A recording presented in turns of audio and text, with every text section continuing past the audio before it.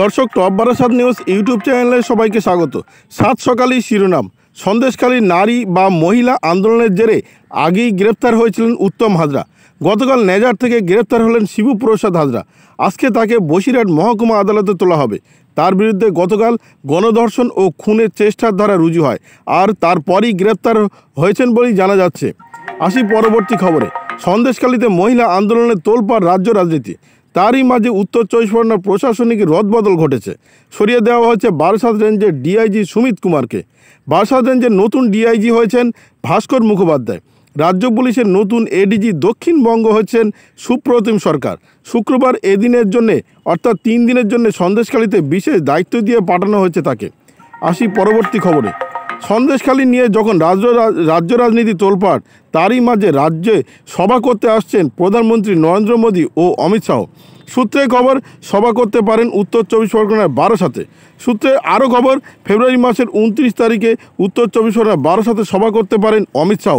6 March রাজ্যে আসতে পারেন প্রধানমন্ত্রী নরেন্দ্র মোদী। তবে কোথায় সভা করবে এখনও সে বিষয়ে কোনো সিদ্ধান্ত হয়নি। আসি পরবর্তী খবরে। মুখ্যমন্ত্রী তথা তৃণমূলের সুপ্রিমো মমতা বন্দ্যোপাধ্যায় 2 দিনের জন্য বীরভূম সফরে গিয়েছেন। গতকাল রাতেই বিমানে বীরভূমের উদ্দেশ্যে রওনা দেন। রাতেই অবশ্য বীরভূমে পৌঁছে যান। সূত্রের খবর, আজকে মমতা বন্দ্যোপাধ্যায় বীরভূমের জেলার চাঁদমারি মাঠে সরকারি কর্মসূচিতে যোগ দেবেন। সেখানে তিনি একাধিক প্রকল্প উদ্বোধন করবেন ও শিলান্যাস করবেন মুখ্যমন্ত্রী মমতা বন্দ্যোপাধ্যায়। তারপর তিনি প্রশাসনিক বৈঠক করবেন। সবশেষে তিনি দলীয় বৈঠক করে তিনি আবার ফের কলকাতার উদ্দেশ্যে রওনা দেবেন। আসি পরবর্তী খবরে। শিবপ্রসাদ গ্রেপ্তার হওয়ার খবর সন্দেশখালীতে পৌঁছাতেই চাউর হতেই আনন্দে ও উল্লাসে মাতোয়ারা হয়ে ওঠেন সাধারণ মানুষ থেকে মহিলারা। অনেকে মিষ্টি মুখ করতে দেখা যায়। অনেকে বলতে থাকেন, শিবু গ্রেপ্তারের আমরা নতুন জীবন ফিরে পেলাম। তবে তার যাবজ্জীবনের দাবি করছেন তারা। আসি পরবর্তী খবরে।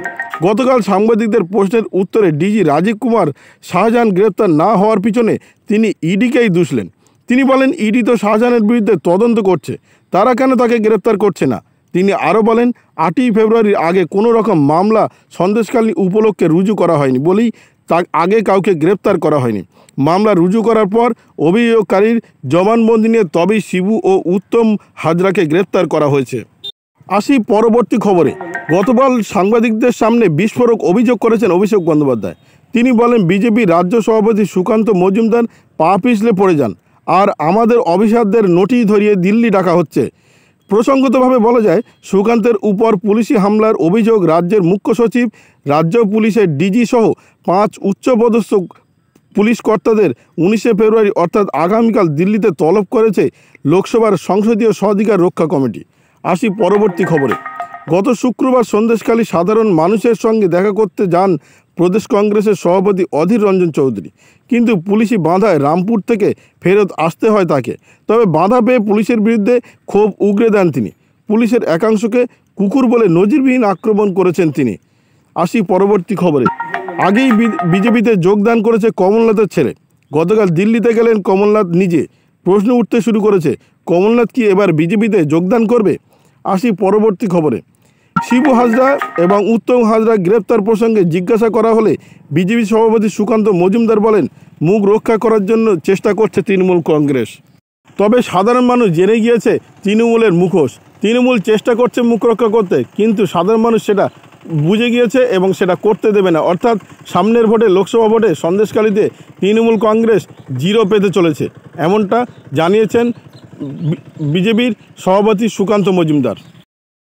ভিডিওটি আপনার কোনো প্রকারের উপকারে লেগে থাকে অবশ্যই লাইক, কমেন্ট, শেয়ার করবেন। সেই সঙ্গে চ্যানেলটি সাবস্ক্রাইব করার অনুরোধ রইল। সবাই ভালো থাকবেন, সুস্থ থাকবেন।